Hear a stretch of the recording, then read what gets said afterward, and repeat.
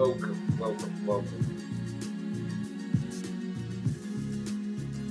We are ready to get started. There's a lot that goes into these streams, and there's a lot. When you think you're ready to go, and you're not just ready, there's something else you have to do before you can go live. So let me set the timer here and get started shortly.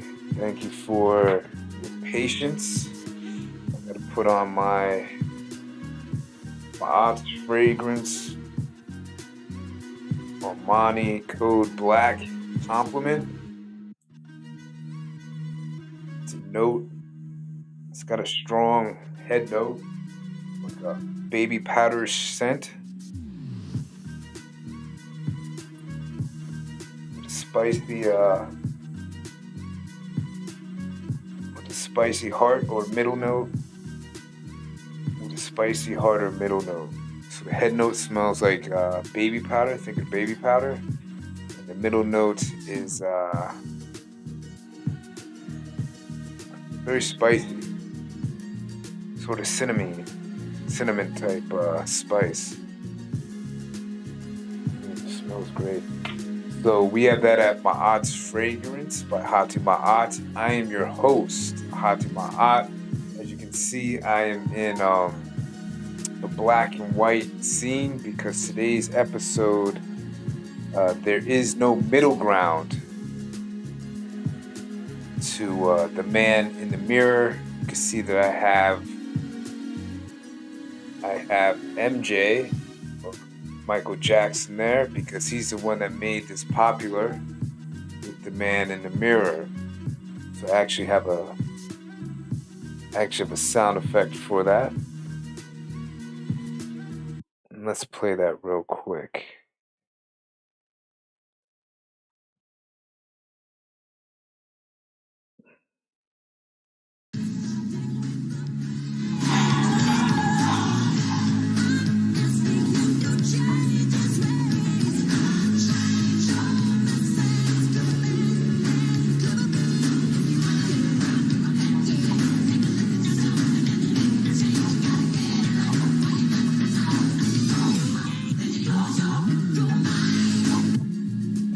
Let's play that again.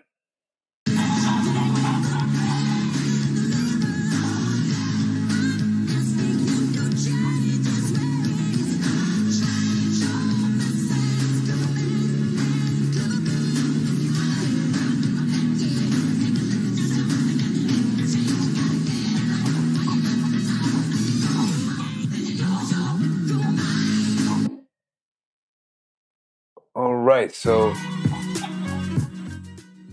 we're gonna have a little fun today, even though we're on it's not a serious topic to me. Once you establish let me check something really quick here. I do apologize. Just want to make sure all my lives are still going. Okay.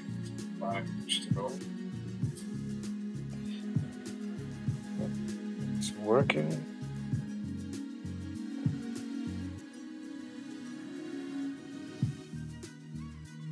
Okay. Let's see. Oh. This looks like it's going here.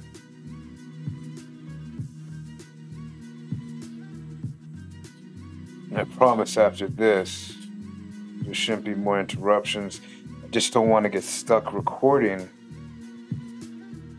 I'm streaming on multiple platforms right now. Twitch, Facebook, and YouTube. And I want to make sure that people watching on these other channels are actually experiencing what we're all experiencing now. So it looks like we're good to go now, and there shouldn't be any further interruptions. So today's topic is man in the mirror. Man in the Mirror. And there's actually a couple things that made this popular. There was that Disney movie that made it popular with the witch looking in the mirror, magic mirror on the wall, who was the fairest of them all. And then, of course, there is MJ to the right of me, or to the left, depending on how you're looking. That made it popular too, because it's true. The mirror does not lie. The mirror does not lie. It doesn't lie. And I've used this in a past broadcast where all you gotta do is take off your clothes and look in the mirror, and the mirror will show you exactly who you are. There is no lying. The body and the mirror together do not lie to you. So why do we tend to lie to ourselves? Because we have the capability to. That's for one. We have the capability to lie to ourselves. So why not use this? And this goes into a whole nother topic that I'm going to touch on in the future, where in some cases, manipulation and lies are not bad. Yeah, I'll say it again. In some cases, manipulation and lies are not bad because they were put or instilled within us for survival reasons. So most species on the planet are using what we would term lies and manipulation, deception to survive, to eat. They have to do this, else the species can't survive. So I never look at life as being totally right or totally wrong. I never look at life that way. Oh, excuse me. Before I forget, let me show you. Let me show you. I'm rocking today a lot of you call it the Eye of Horus, but its proper name is the Watch It. And it actually deals with this topic today. The Watch It, or the Eye, deals with this topic today. This is a bracelet, and I wear it a lot for protection reasons. But the eye, the ancient meaning for mirror is your eyes, is your perception. Because again, when we look into the mirror, what we see is what is our reality. And this only becomes more difficult when we're putting things within us or within our mind that don't match up with what's actually happening, with the information that's being brought forth to us from our external circumstances. So what do I mean by that? I use this example a lot because it's a great example. I remember I was working in New Jersey back in 2012. I was working in New Jersey in this auto parts warehouse. And it was a high pressure job because as an order picker, you had to run down these long aisles, 30-foot aisles. And on either side of the aisle, there would be auto parts, all different kinds of auto parts, from starters to engine parts, to pistons, to spark plugs, just all different types of auto parts. And if you weren't focused, if you weren't succinct in what you were doing, you could waste a lot of time. And wasting time in that job meant you wouldn't get paid as much, because we were getting paid sort of similar to a commission status. Whoever fulfilled orders and then picked beyond the order fulfillment of the day would get end of the day bonuses, as they called it. So everybody's trying to get this end of the day bonus. And I remember one time I was in this aisle and I'm looking down the aisle and it looks like there's a fork truck that's on the other end of this aisle. And what that meant was, if the other end, when you go into an aisle with your car looking to pick items, And when you look down to the other end of that aisle, and if it's blocked, that means that you have to turn around somewhere in the aisle and come back the other way. So you're just wasting time. I'm telling you, every second counted in this job.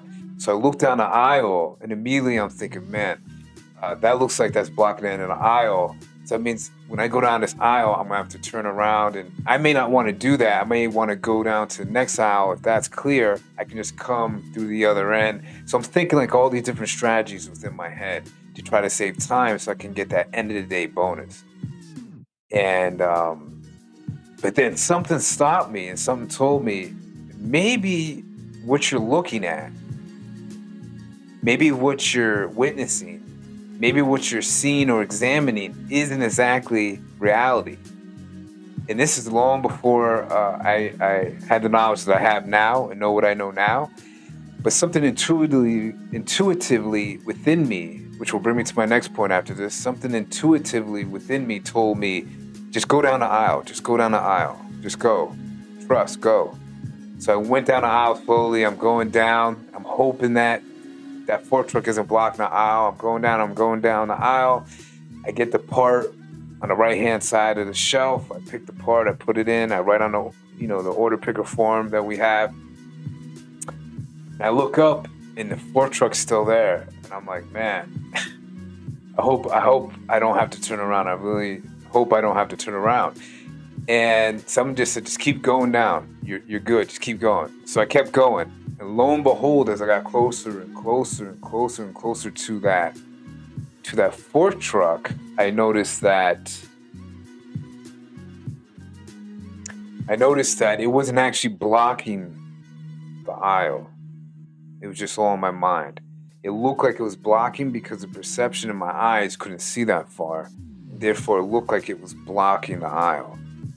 And I was able to go out of the end of that aisle and just continue on my routine, and I didn't lose any time continuing through the other end of that aisle. So why am I saying this? Because at that time I didn't have the knowledge I'm going to give you today. I didn't know anything really about what I teach about or talk about today. And this is great because this is inside of all of us. So it doesn't matter the amount of knowledge that you have within you. There's people that have a lot of knowledge within you and can still look in that mirror and fool themselves every day. I mean, what I'm saying is that this is not something that you're born with. We all have this it is something we're all born with. You have this intuitive aspect about you that's always looking out for your benefit and your safety. And it's just a matter of tapping into that side of you that will either assist you or it won't when you need it the most. It's just a matter of you looking at what you're doing throughout the course of your day. And that's a big part of the mirror. The mirror is dealing with perception in your eyes. What does your eyes see? The mirror doesn't lie. What does your eyes see?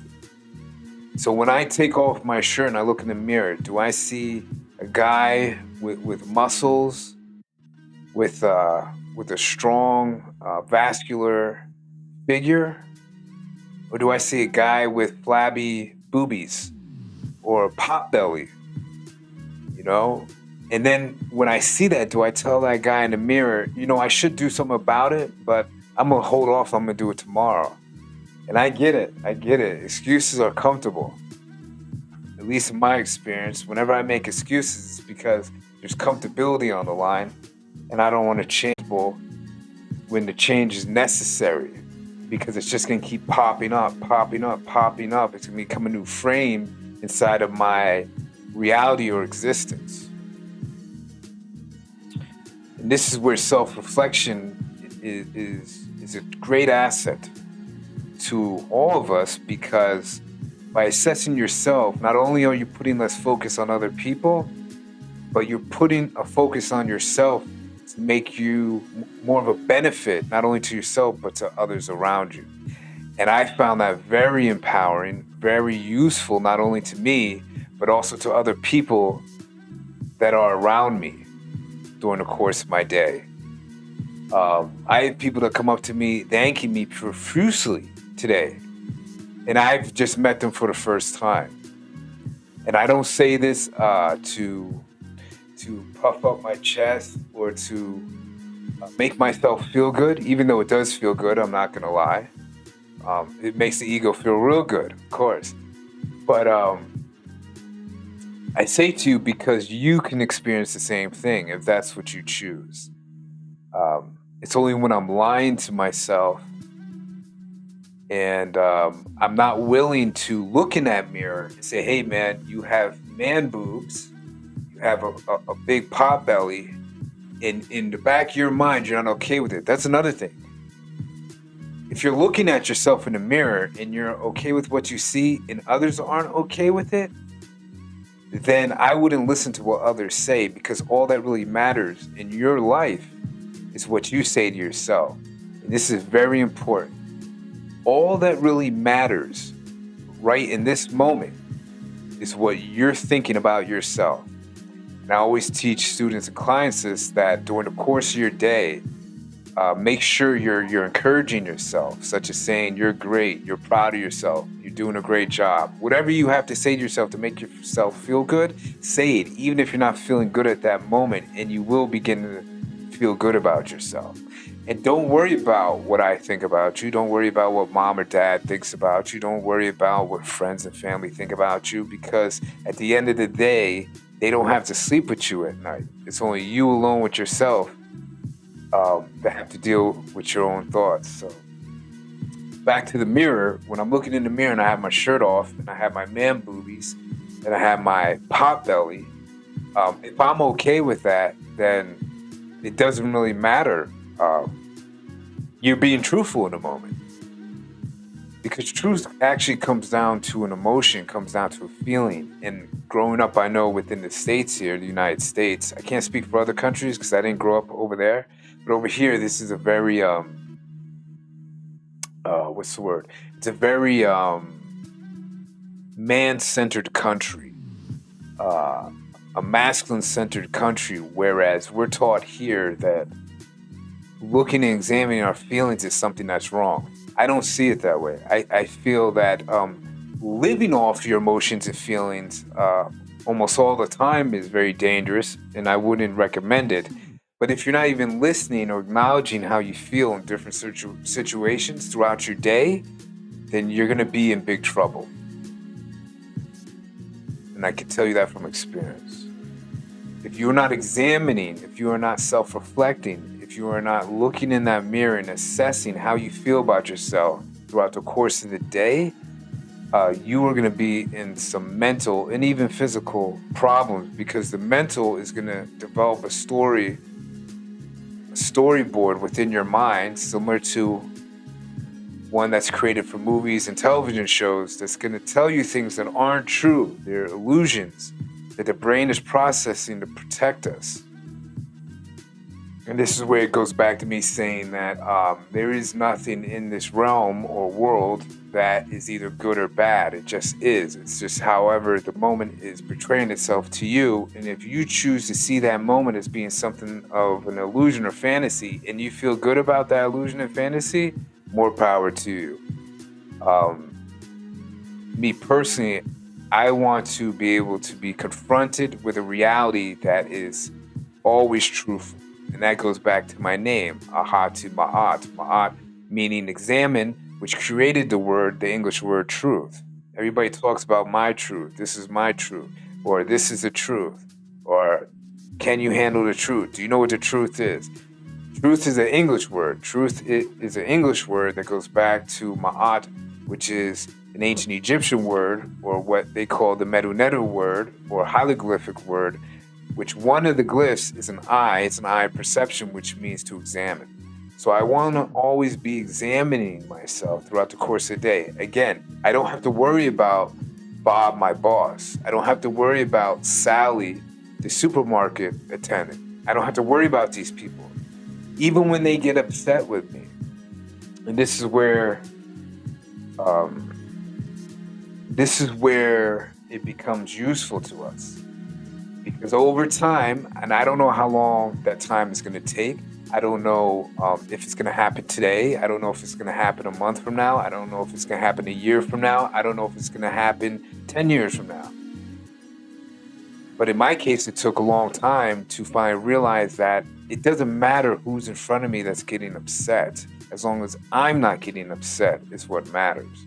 Because once I become emotional and caught up in my feelings, because if you're a real man, there's been at least one moment where you can admit to yourself that I was caught up in my feelings there. Yeah, I got a little too upset there, and I need to work on that. If you're truthful with yourself, you get to a certain point where you feel sorry for the person that's in front of you. You literally do. Not in a way where you invoke self-pity for them, because that's counterproductive. That doesn't help anybody. But put it like this. If a child got upset with you right now, let's say a toddler, 3, 4 years old, and they got really upset, and they did something which you perceive as being wrong. Let's say they spilled milk all over the floor, or they drew crayons on the wall, and that made you upset. Would you stay upset for them for long? Of course not. Why? Because they're a little being. They're a child. So I see people like that. I see them as children, because essentially we are. We're children of the matrix. We're children in a system that has deemed us or created us to be children, meaning that you see people in large bodies but still are highly emotional people. I saw it yesterday. I was on a train yesterday. I was heading to the beach, and I saw at least 3 examples of people that are over the age of 20 and 30 acting like grown children. And there's people around them on the train that were getting highly uncomfortable and upset. And that's fine. I mean, that's the way they react, fine. But I was centered, content, and in control. And the reason why is because it centers around what I was talking about in the beginning of this broadcast, which is the wajib, which is right here on my wrist. It deals with how I'm perceiving reality around me. And whether you know it or not, whatever you perceive is what's actually creating the reality around you. Here's another example. So, there's things that people experience I don't experience today. I've experienced them in the past, but I choose not to experience them today, so therefore I do not experience them. This is the power that we hold. Whatever you allow into your perception and then play the memory loop within your mind on how it feels to you is how your reality for the future will continually be created. When I communicate with mostly everyone that I encounter, especially if it's something I need to benefit me, even if I don't like the person, I don't treat them like trash. I don't show them how I feel emotionally. Because in a lot of instances, like I've said in past broadcasts, people really don't care what you think. They only care what you're doing and how you make them feel. That's it. So if I'm expecting other people to look at me a certain way and treat me that way, again, I'm in big trouble, because all that really matters is how I look at myself and how I treat myself.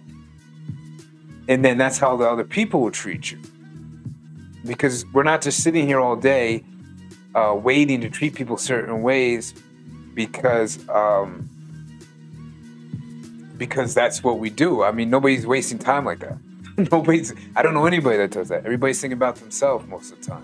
What needs to get done and what they need to do, whatever it is. Even if something as mundane as making a sandwich for lunch. They're not thinking about making you a sandwich, they're thinking about making themselves a sandwich.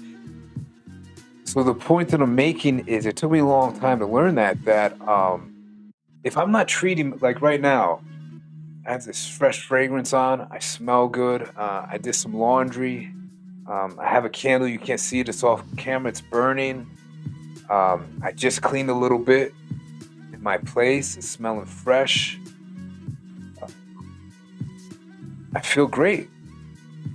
So therefore, since I feel great, to me, it doesn't matter what's happening on the outside. The building that I'm in could be falling down. Uh, Outside in the street, there could be a gun battle. All that's irrelevant. All that's relevant is how we feel about ourselves, and that starts with getting real with the person in the mirror, or as MJ said, the man in the mirror. Because really, as I've said before too, if you expect a woman to lead you around, you're in big trouble, man. You really are. If you expect a female to treat you a certain way to make you feel good, you're in big trouble. You're in real big trouble. And it starts with you. And I know a lot of us were raised with just mom. I get that, but it comes a point where even if your mother isn't treating you the way you want to be treated, the way that's going to benefit you or make you feel good, then maybe it's time to leave. I haven't talked to my mother in about going on 10 years, and I just recently told her through a letter that I never want to talk to her again. Can you do that? And I'm not telling people that have great relationships with their mother, parents, families. I'm not telling you what to do. But can you do what it takes to make sure that your life is exactly the way you want it? Have you ever thought about that? Have you ever thought about who comes first in this relationship? Is it you or is it the other person? And that doesn't mean you have to be nasty to other people or disparage them. A matter of fact, when you begin to look in the mirror and treat you first and encourage you first and love you first, when you now encourage and love other people around you, they genuinely feel that.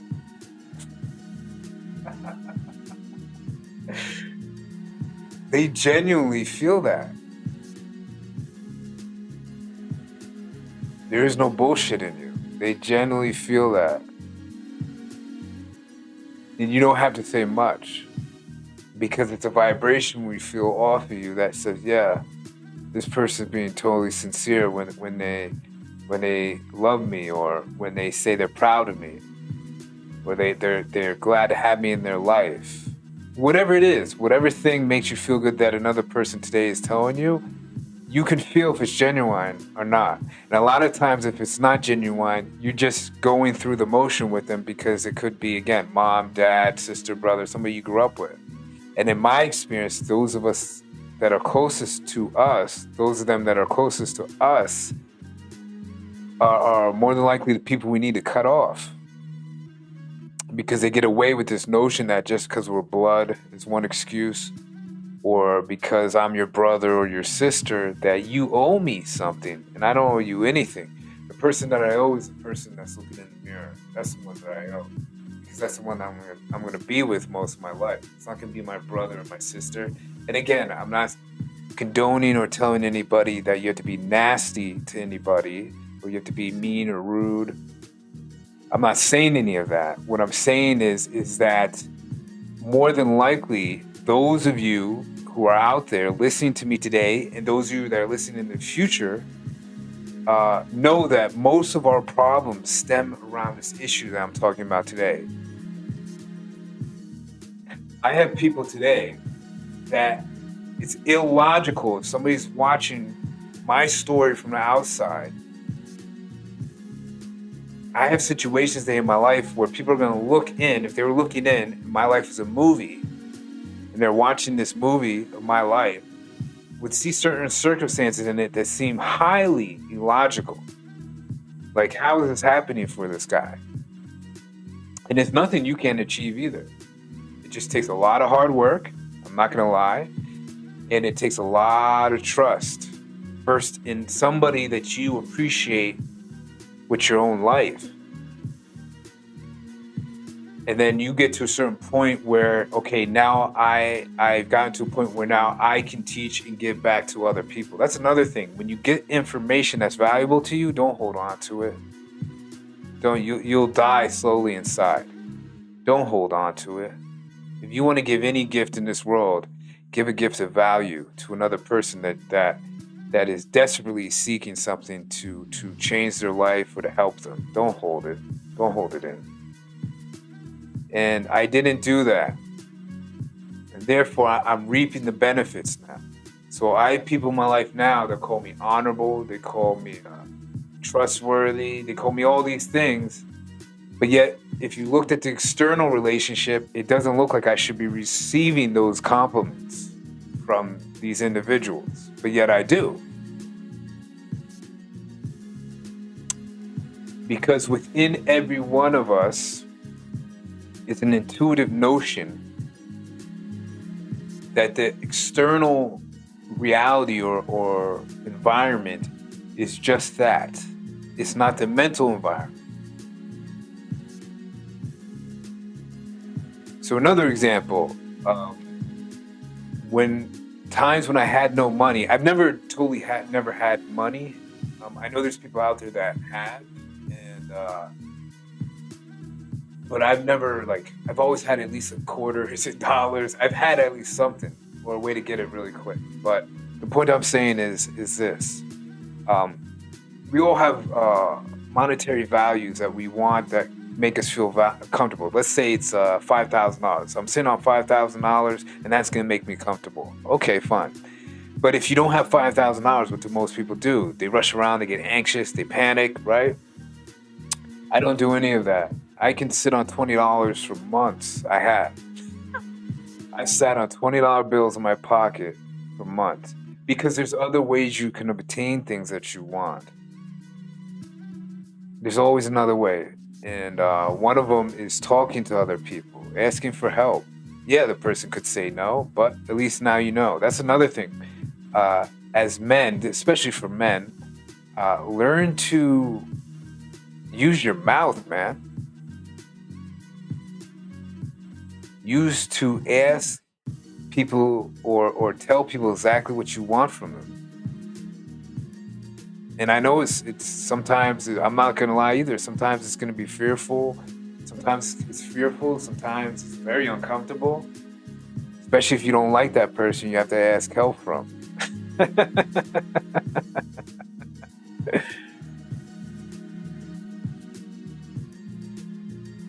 One second, excuse me.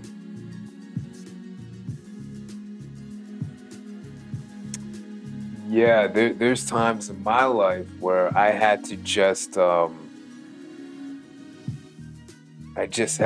people call it sucking up your pride or sucking up the ego. I just say it's back to survival purposes. And this gets a lot easier when you look into nature and you start embracing it. I just fed my beautiful snake all sets, a couple of mice. I usually only give her one mice a week, but every so often I'll give her a couple of mice, or I'll get her some fat rat pups. And when I look at her, as much as you could tell from a snake, she looks very content, she's relaxed, she's chilling. And that's how I want her to be. And that's the way I live right now, because I tell people what I want today, or I ask for what I want. And do I get no's a lot? Of course. That's one thing that I was taught in sales, was to learn to be rejected a lot. If you can't handle rejection, you are, in my opinion, still very weak. And I get there's fear involved, because I was fearful too. I totally get that. But the first one that you reject is yourself, by looking in that mirror. And being truthful to yourself, letting yourself know that everything takes time, and with time comes change, and the change that you are seeking will eventually appear. But you can't do it just by talking to yourself.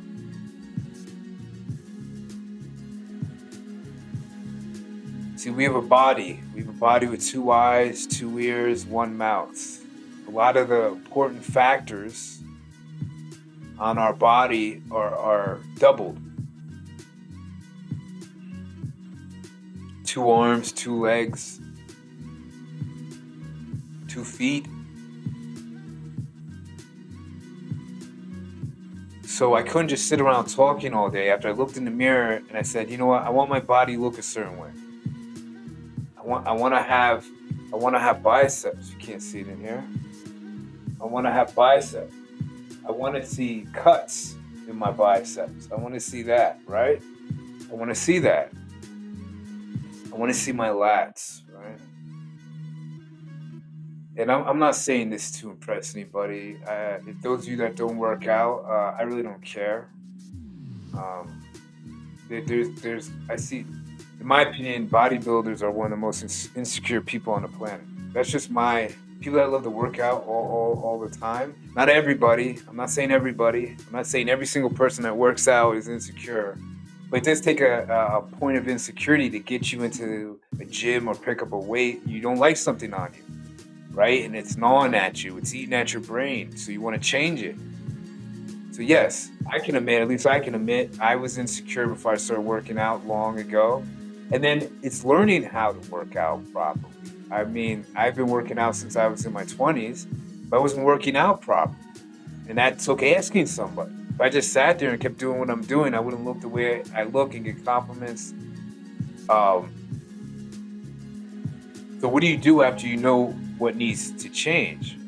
Well, a couple of my suggestions is you start asking people that have acquired what you want.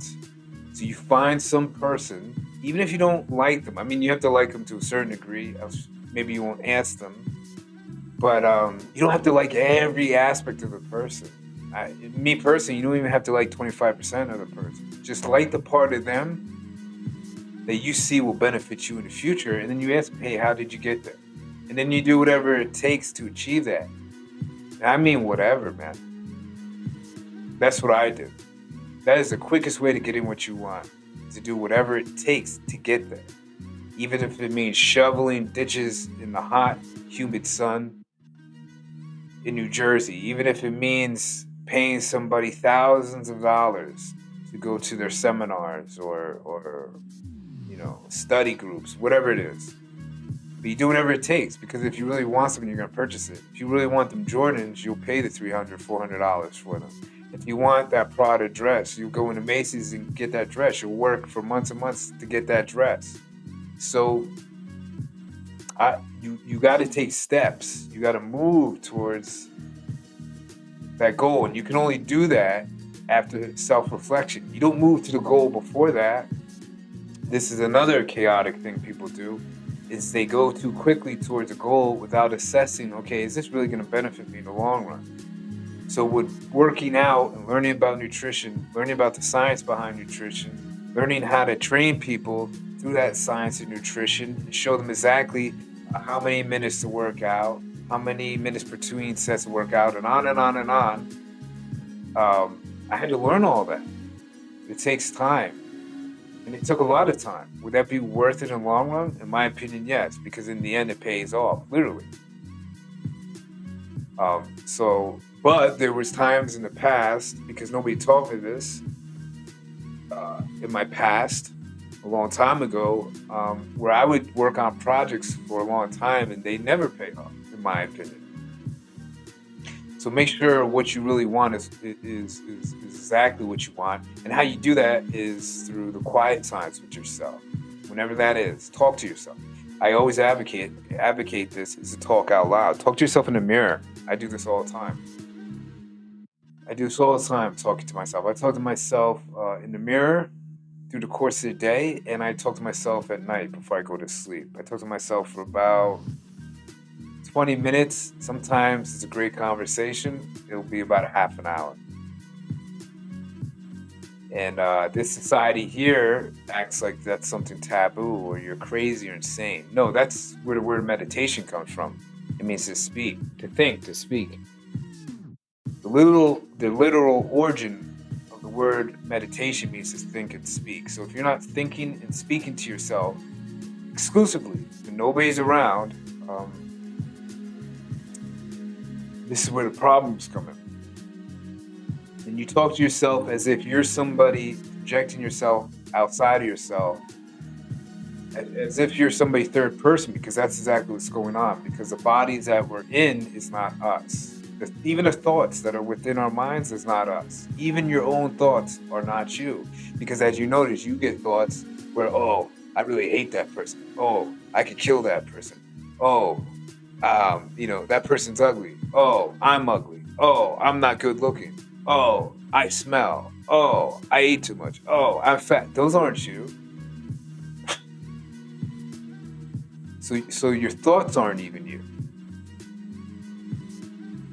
The you is a person that always wants to progress, advance, learn, interpret, know, benefit, succeed, empower others, grow others, teach others, fuel others, motivate others. That is you. You tap into that energy, and I could guarantee you're good to go, no matter your outward circumstance. But see, that takes time, that takes learning from somebody. I do teach, I do coach, I do, even if I talk to some people right now just over the telephone, text.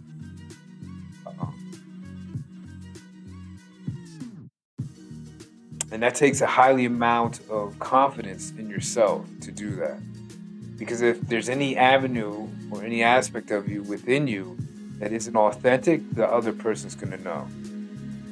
And even if they don't know, you'll know, and then you'll start tripping up while you're talking to them, and then eventually they'll know. So if that isn't you, I don't advise you doing it yet, but it could be you if that's what you choose to do. I'll be the first one to tell you this was not my intention even 10 years ago to do what I'm doing right now at this moment, talking to you, and yet I'm here. So always leave yourself being open-minded and open to spontaneity, meaning that, yes, discipline is very important. I'm going to do more on that in the future. But give yourself some free time too. That time where you just do nothing. Or you're not actually doing nothing, but the time where you just relax. Hey, it's a beautiful day out. I feel like going to the beach. You go. Hey, I've been eating a certain way for X amount of days. I'm going to go out and I'm going to get a sub or a pizza or whatever. Whatever it is. Because what can happen too is you become too rigid in your stance. You become too closed to new experiences. And part of this experience here is to remain open, yes, but to also remain in that creative flow, in that creative energy, in that fluidness. And that's one of the reasons I've loved to write since I knew how to pick up a pen or a pencil. I'm an excellent writer. If I was going to say anything, what I'm great at is writing. I can pick up people that are great speakers and then they write a book, and I even buy their books. And then I'm disappointed within the first couple pages. I know this person can't write. Because what they're saying on screen is not matching up with what they're writing. You can tell when somebody's opening up to you and they're writing and they're being truthful, and then somebody that's not. That's what I'm saying. And a great writer knows that, and I know that. I can pick up I'm actually have a 500-page book right now I'm reading. And from the minute I pick up the book, I know this person, she's writing authentically. Whereas I picked up a book from this guy, and he's an excellent speaker, excellent, articulate. He's an excellent motivating speaker. He's really good, but he can't write. His writing sucks. And I have to be able to tell myself the same thing. I have to be able to tell myself, we have to be able to tell ourselves when we suck at things too. We have to be able to do that also. And I will be doing more shows on that too. Showing that this isn't all about positivity. This is just about getting real with yourself. And the universe is not built only on harmony, it's also built on chaos. Especially outside of our perception of what nature is. Hyenas eat their prey from the ass up. while it's alive. But they have to eat. People cry over this. People condemn the hyena, but that's what a hyena does. It has to eat. The hyena doesn't think it's doing anything wrong. So again, there's no such thing as good or bad, right and wrong. It's just based on our perception. It's based on our own realities. It's based on how we look at a certain person. It's based on somebody with their core morals and ethics, which I do not subscribe to because there's no such thing. Everything is based on our perception. And let me leave you with this.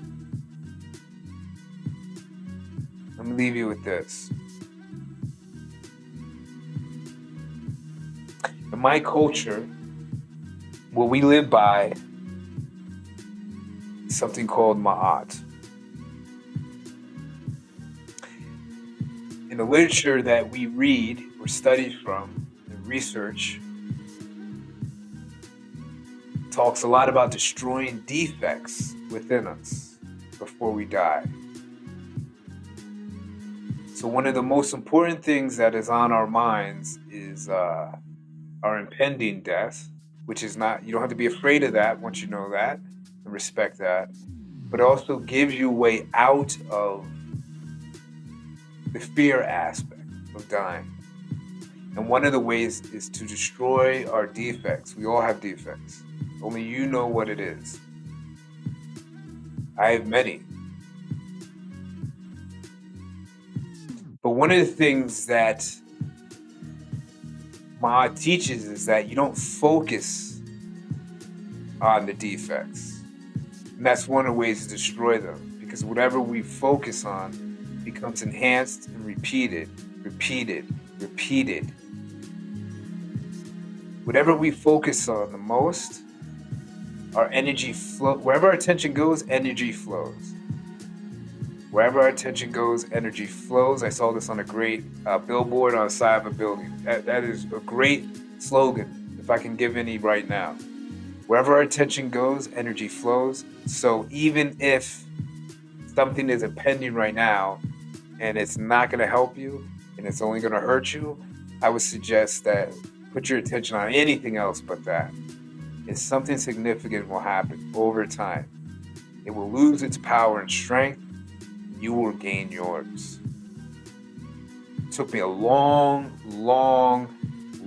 time to learn this. And I'm giving this to you today. It's as simple as don't pick up that phone if that person that bothers you is calling you. You don't have to pick it up. You don't like that job? Find something right now that's better, that works for you. Or you might just have to take a sacrifice and quit. Yeah, I said it. Most people tell you don't quit your job till you find a new one.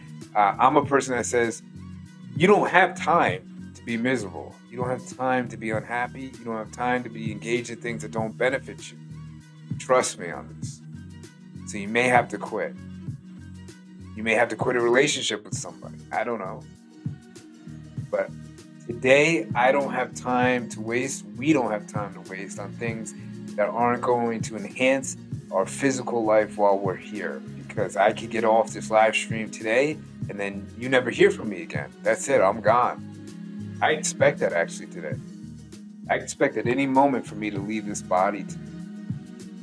I literally do. That's how I live my life today. At any moment, I expect. And I'm ready. I'm ready because you can't stop that process, so why fight it, right? And there's other reasons why I'm ready too, because I know what comes after. And some people go, what? This guy thinks he's God. He knows what comes after death. If you feel that serious about it, then contact me. Let's have a discussion. But, everything, a lot of things that we're worrying about, we're stressing over, are really irrelevant in the end. And this time should be time for enjoyment. Even the work you're doing. I have a lot of work to do when I get off this live stream. I have lots to work. I got to organize. Then after this, I got to go do something. A lot of people could get stressed out over this. I love it. Whatever we're engaging in, let's put our desire, let's put our love into it. So this is another pop-up stream.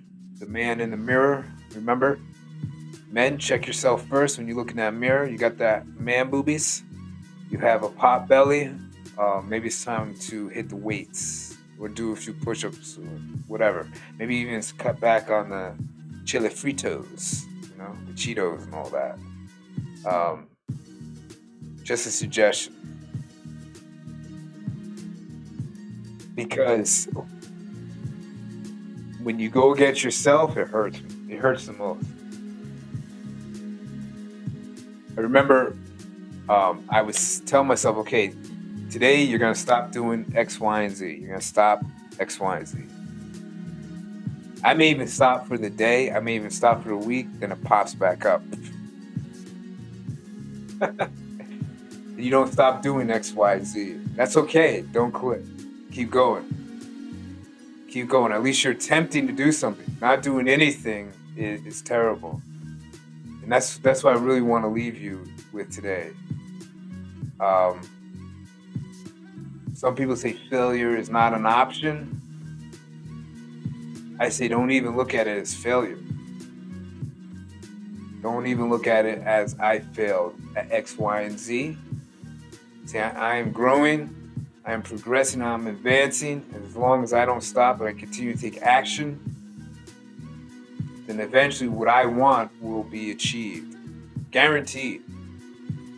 And the guarantee comes with you. It comes with us because we're putting in action to make it happen. When you stop doing that, then there is no guarantee. And that's where people use this term, well, he or I or she failed. Not true. Just stay active. And it will definitely work out. You will change. And eventually I did change in the mirror. And then it becomes easier and easier because you know what to do now. It becomes a memory. You know what to do now. And the body is a great tool. I'm going to talk about this in the future. When you start talking to your body and treating your body like you treat your own mother and father, your best friend, whoever it is, you start talking to your body that way, your body subconsciously knows how to assist you without you even telling it what to do anymore. That's a whole nother class. I got to get out of here. I hope everybody enjoyed. If you haven't, head over to my Facebook, my Instagram, my TikTok. Follow me. Head over there. Some great content over there. If you're interested in my oil products, email me at maatsfragrance@usa.com, maatsfragrance@usa.com to get the latest oil fragrances, the best oil fragrances in Los Angeles. MAAT'S Fragrance by Ahati. You can also call our business line, which is 213-436-5078. It's 213-436-5078. And in the future, we're going to be coming out with mugs, merch, stickers. There's a lot of things coming in our future. Stickers for the children, the kids, stickers for adults. Everybody loves stickers. But there's a lot coming, and we appreciate everybody that has supported already. If you want to send support, I have a Cash App, I have a Venmo, and that will be in the description below. As always, everybody have a great day. Enjoy your day. And remember, the man in the mirror is the most truthful person of your day. Peace.